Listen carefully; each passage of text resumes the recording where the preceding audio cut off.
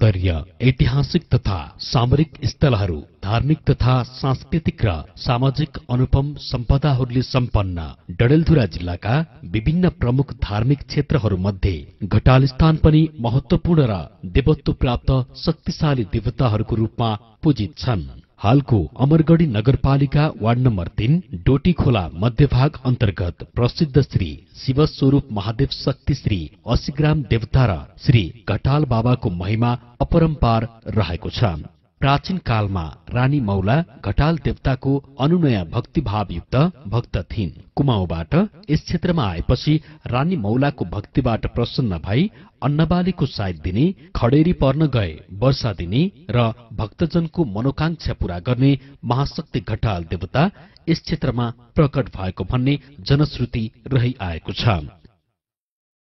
भगवान श्रीकृष्णबाट पनि कलियुगमा प्रभावशाली देवताको रूपमा पूजित हुने वरदान प्राप्त घटोत्कचको यस मत्स्यलोक तथा पवित्र देवभूमिमा स्थापना हुन गएको सम्बन्ध र 80 ग्राम देवताको शक्ति, डुडेश्वर देवताको कर्म र घटाल देवताको लोक प्रसिद्धि नै घटालको मानसखण्ड परिचय र आस्थाको धरोहर बन्न पुगेको हो। घटाल देवताको पूजा आराधनाका लागि परम्परादेखि नै भट्ट, जोशी, अवस्थी, पाण्ड्य पुजारीहरू र कारिन्दामा भडरिया, बोहरा, जैसी, छडीदार साउद भण्डारी, कठायत, महर विष्ट, पुवाली विष्ट, पल्ले, दमाई, टमाटा सुनवार एवं अन्य कारिन्दाहरूमा उप्रेती, पन्त, सेठी, रैसाल, सार्की, करडा लगायतका अन्य कारबारीहरू रहिआएका छन्, जसले आफ्नो रीत प्रचलनलाई संरक्षण गर्दै घटालको महत्वलाई आजसम्म जीवन्त राखेकाले यस क्षेत्रका धर्मप्राणहरूको सुख, शान्ति, समृद्धि र रक्षाका साथै जीवनशैलीसँग घटालको कृपा रहेको जनविश्वास पनि रहँदै आएको छ। भगवान श्रीकृष्णबाट पनि कलियुगमा प्रभावशाली देवताको रूपमा पूजित हुने वरदान प्राप्त पाण्डव भीमसेन पुत्र घटोत्कचलाई 50 रूपी देवत्व प्राप्त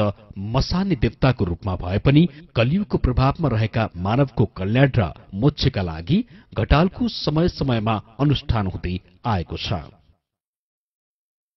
यसै सन्दर्भमा कालखण्ड अनुष्ठानको निरन्तरता स्वरूप श्री 80 ग्राम देवता घटाल देवताका प्रतिमूर्ति, प्राचीन चिनारीयुक्त पवित्र सामग्रीहरूलाई सूर्यग्रहण स्नान गराउन पञ्च हिमालबाट बगेर आउने महाकाली गंगा तटमा 10 अवतार मध्येका एक अवतारका रूपमा प्रकट मानित भगवान श्री परशुरामले तपस्या गरेको धार्मिक, पौराणिक र पुण्य प्राप्ति महास्नान गराउने परम्परा बमोजिम सम्पत 2000